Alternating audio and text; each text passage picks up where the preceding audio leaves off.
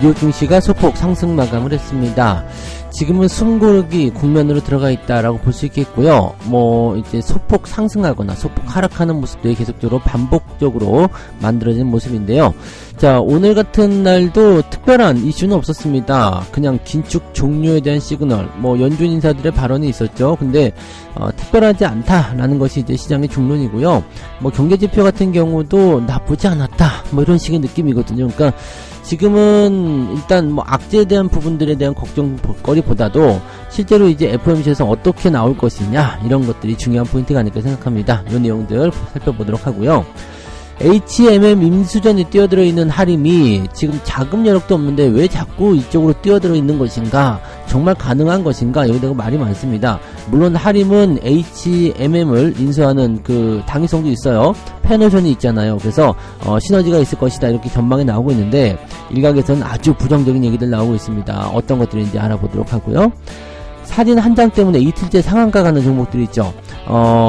이 정치 테마주, 이쪽인데요. 일단은 정치 테마주들 같은 경우는 그냥 풍문, 말, 이런 거, 소문, 이런 것들로 해서 많이 올라가는 경우도 있는데, 이렇게 사진 한 장으로 인해서 강하게 상승하는 경우들은 많지 않았던 것 같아요. 자, 근데 어쨌건, 이 정치 테마주들 급등세 보이고 있는데, 지금이라도 잡아야 되는 거 아닌가 생각하시는 분들 많이 계실 것 같아서, 이 부분에 대한 이야기들 같이 알려드리도록 하겠습니다.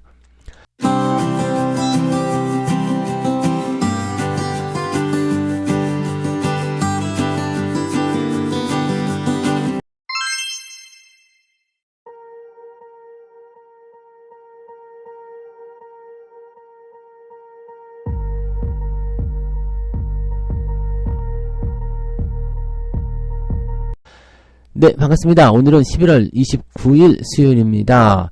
자, 오늘 미국 증시는 특이사항 없어요. 네, 지금 요즘에 미국 시장에서 나타나는 재료는 특별한 재료가 없습니다. 계속 금리 이야기, 그 다음에 경제지표, 그 다음에 기술주 움직임들, 이런 게 전부 다거든요.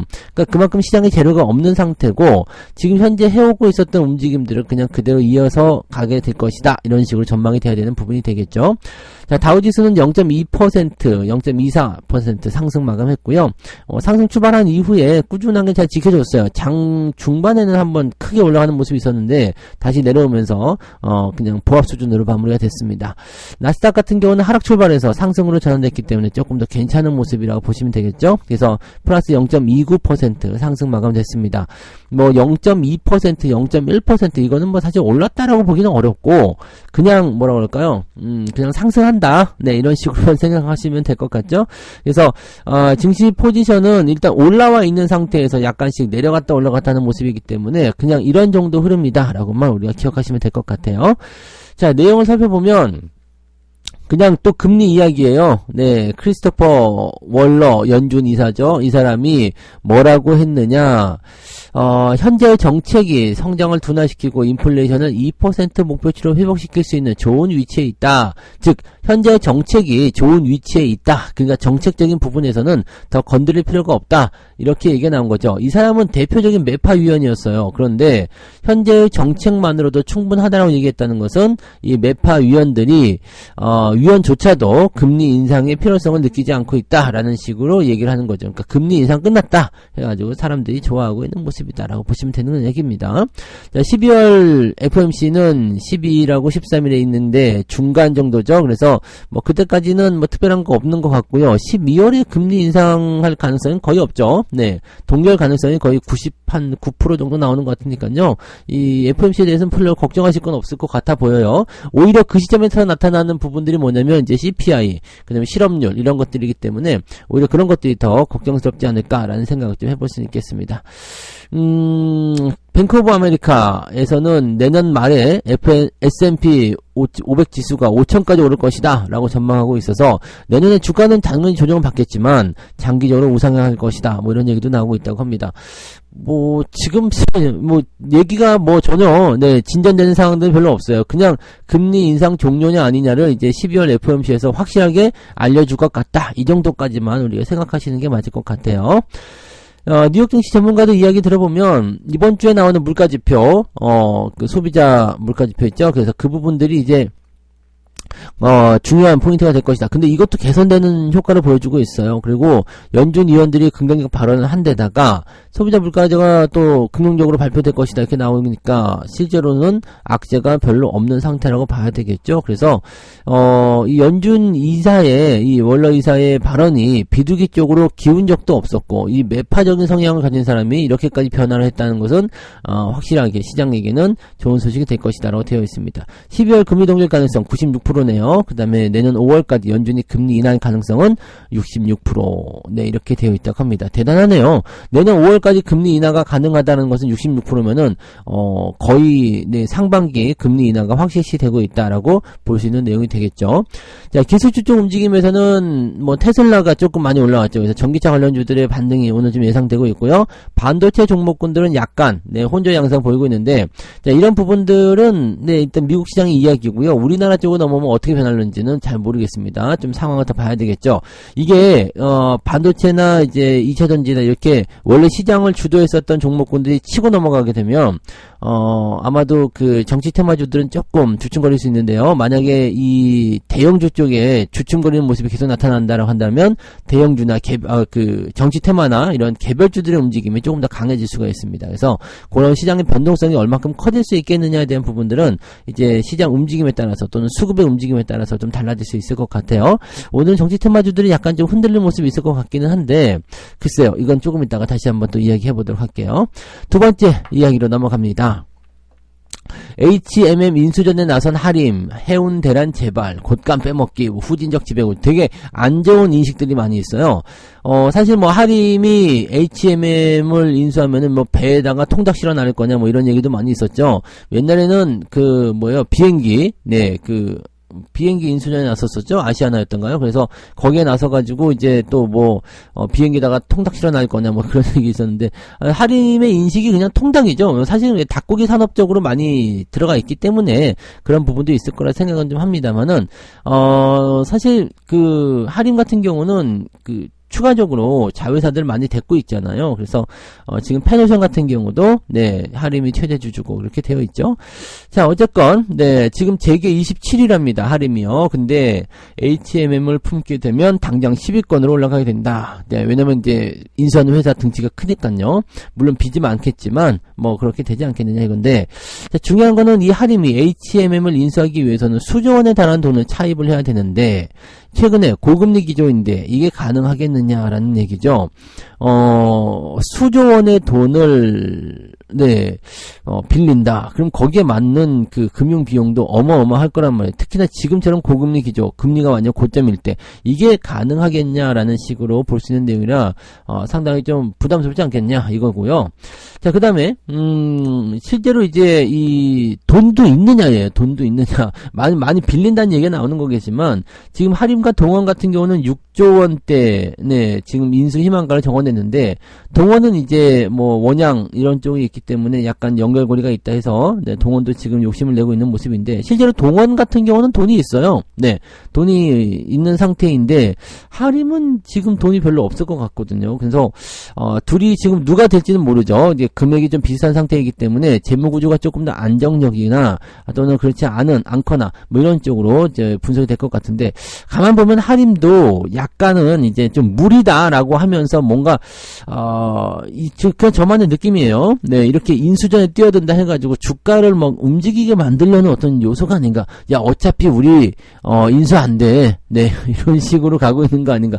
그렇게 싶기도 해요. 왜냐면 지금 비슷한 금액을 써냈다.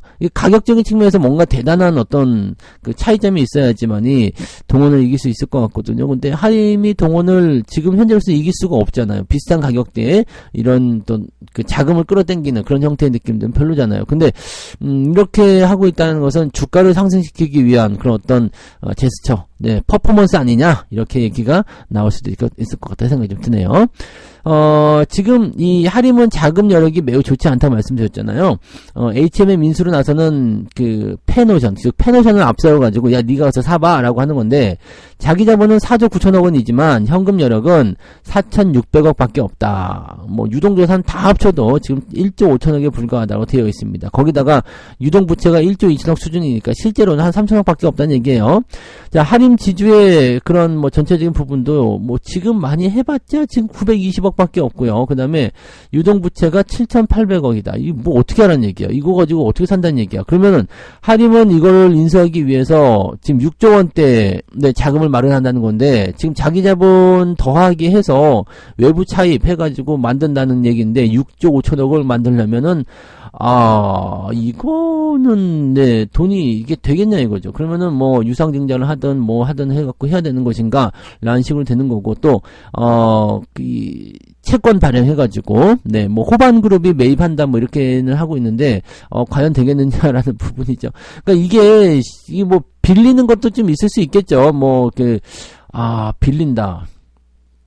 인수하는데 이제 금리가 연 7에서 8% 정도 수준인데 이건 뭐 천문학적 숫자 아닙니까? 그래서 이거는 좀 너무 좀 이상한 거 아니냐는 얘기 좀 나오는 거고요. HMM 인수를 위해서 페노션이 지나치게 희생하는 것 아니냐 이런 식으로 나오고 있죠. HMM 인수 이후에 이 페노션을 통해서 돈을 계속 빼먹을 수도 있다. 이거가 지금 사실은 돈이 있냐 없냐에 대한 문제보다도 지금 바로 요 부분들이에요. 해운업들이 사실은 지금 막 우상향을 하는 그런 업황이 아닌데다가 들락날락하니까 실제로 수익이 많이 날 수 있는 부분의 구조가 지금 당장은 아니잖아요. 그러니까 이렇게 되면 여기에서 인수를 하게 됐을 때 당장 뭔가를 할 수 없기 때문에 계속해서 이 자회사의 피를 빨아먹는 거 아니냐라는 식으로 나올 수가 있는 거죠. 이 페노션 같은 경우는 예전에 하림 USA 지원을 하는 모습이 좀 있었잖아요.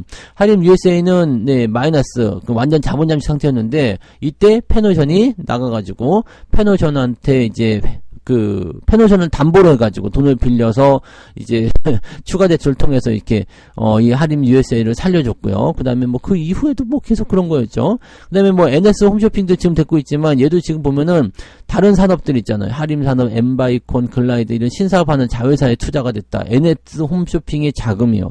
그러니까 자회사 땡겨가지고 여기서 돈을 뽑아서 이렇게 막 하는 그런 모습들. 야, 이것도 되는 거. HMM도 만약에 들어가면 그렇게 되는 거 아니냐 이런 식으로 나오는 거죠. 그러니까 쉽게 얘기하면 이거예요. 외부에서 자식을 한 명 데리고 와가지고 얘를 열심히 노동을 시켜. 그 다음에 걔가 받아온 월급으로 내 자식을 공부시키는 이런 형태의 느낌이라고 보시면 되죠. 느낌이 아주 비유가 아주 찰졌네요. 딱 그런 형식입니다. 그래서 정말 얘네가 이렇게 한다 그러면 이쪽에서 돈을 다 뽑아먹기 때문에 HMM으로 가면 안 되는 거 아니냐 이렇게 얘기가 나와 있다고 합니다. 그래서 참 진짜 하림은 여기저기 잘 끼긴 하는데 글쎄요 뭐 이렇게 어떻게 될런지는 모르겠습니다만 현재로서는 일단 주가를 올리려는 용도로 사용한 것이냐 아니면 이렇게 돈을 빼먹기 위한 용도로 사용할 것이냐 이거밖에 안 돼. 그러니까 HMM을 통해서 지금 해운 산업을 발전시키기 위함이냐 아니냐 이것도 참 그런 거죠. 그러니까 지금 페노션 같은 경우도 상당히 시달리고 있는 그런 상태인 것 같은데 어떻게 보면 좀 불쌍한 것 같기도 하고요. 자 아무튼 알아서 판단해 보시기 바랍니다. 저는 뭐 이쪽은 건드리지 않으니까요. 잘 참고해 보시기 바라고요. 하림보다는 동원적으로 인수가 될 가능성이 훨씬 높지 않을까라는 생각을 좀 해봅니다. 아무튼 나쁜 얘기들이 많이 있어요. 그래서 제가 보기에도 그냥 객관적으로 보기에도 하림이 HMM을 인수해서 뭘 할 수 있을까라는 생각을 좀 해봅니다. 자, 두 번째 이야기 했고요. 세 번째 보면은요. 사진 한 장에 이틀 연속 상한가, 이 대상홀딩스, 이야기인데, 이 법무부 장관이죠. 한동훈 법무부 장관하고, 그 다음에 이정재 씨, 그 다음에 임세령 부회장. 이렇게 돼가지고 연결고리가 됐다. 와, 이거 뭐, 친구끼리 갈비 하나 먹었는데, 그냥 기업의 주가가 이틀 연속 상승. 나는 처음에 갈비를 먹었는데, 이게 대상 쪽에서 나온 갈비인 줄 알았어요. 근데 그게 아니라, 이렇게 연결고리가 있더라. 야, 이거 정치 테마주들은요, 진짜 뭐가 어떻게 될지도 모르죠. 예전에도, 누구였죠? 박근혜 대통령 때였던가요? 그냥 뭐 악수 한번 했다 이거예요. 어디 그것도 뭐 원래 친분이 있는 것도 아니고 어디 행사에 박근혜 대통령이 오셨는데 이제 거기에서 이제 그 사람이 그 회사 대표로 참석했다가 악수 한번 한 거야. 그 악수 한번 했다고 그냥 대표 그 박근혜 그 관련주로 엮여가지고 그때 상한가를 치고 난리가 났었죠. 뭐 어쩌라는 거야. 악수 한번 했는데 아무런 그런 게 없어요. 근데 그게 정치 테마예요. 그냥 식사한 거야. 식사. 물론 이제 연결고리가 있을 수 있겠죠. 네, 있을 수 있어. 뭐 그 충분히 뭐 그럴 수 있고요. 그리고 이것 말고도 사실은 뭐 그 대학교 동문이라든지 네 직장 동료 뭐 이런 얘기들 때문에 이 대상홀딩스가 계속 주목을 받는 부분도 있었죠. 그래서 뭐 이렇게 해서 된 거긴 한데 너무 조금 이게 좀 황당한 거 아니냐. 네, 이런 식으로 좀 얘기가 나가는 부분인 거죠.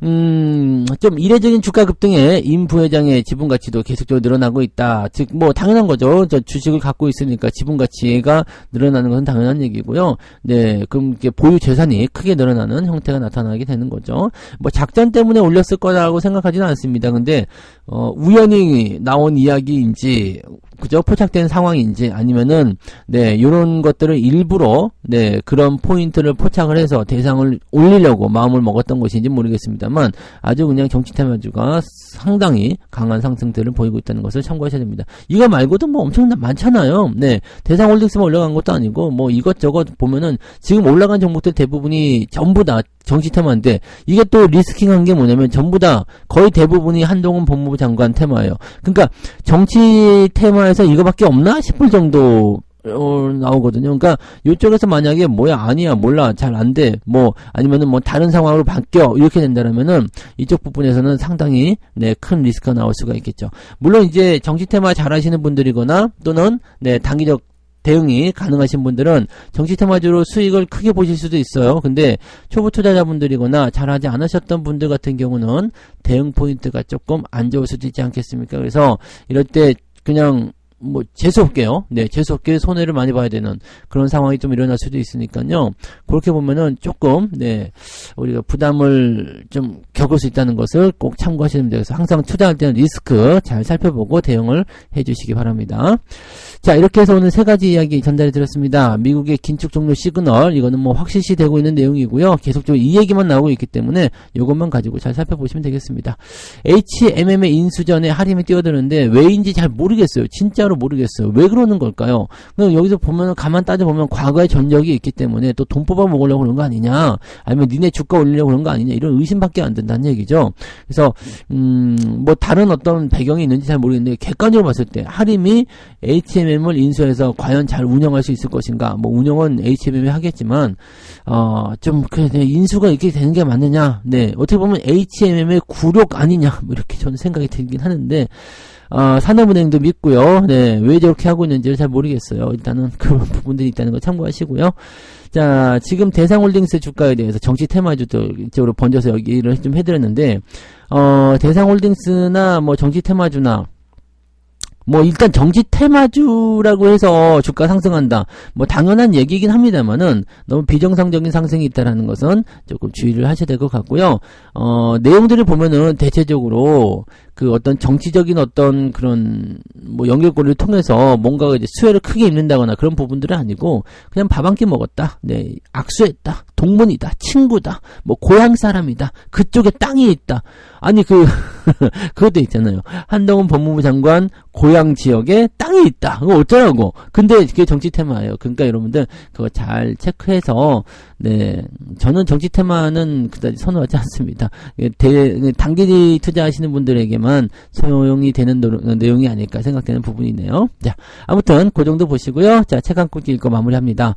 주식 투자를 하다 보면 잘 올라가는 주식이 너무 기특해서 자꾸 더 사고 싶어진다. 그런데 그렇게 하다 보면 매수 비중도 점점 커지고 평균 매입 단가도 올라가기 때문에 잠깐의 하락 조정에도 큰 손실을 보게 될 수도 있다. 잠깐의 즐거움을 위하여 위험을 망각한다면 큰 공경에 빠질 수도 있는 것이다. 자, 여기서 말하는 네, 자꾸 매수를 한다라는 것은 뭐냐면 주가가 매수할 타이밍이 아니고 올라가고 있을 때 계속 사는 얘기죠. 즉 저점에서 잘 샀어. 근데 주가 올라가죠. 근데 고점에서 또 샀어.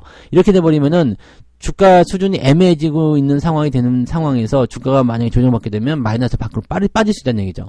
자, 내가 저점에 샀을 때 올라가요. 그럼 어떻게 해요? 내려올 때까지 기다려야 되겠죠. 매수는 그렇게 하는 거거든요. 올라간다고 계속 올라가는 거 따라가시면은 결국에는 위쪽에서 망하게 되는 겁니다. 그러니까 그런 부분들을 잘 체크해 주시기 바랍니다. 자, 오늘 여기까지 하고요.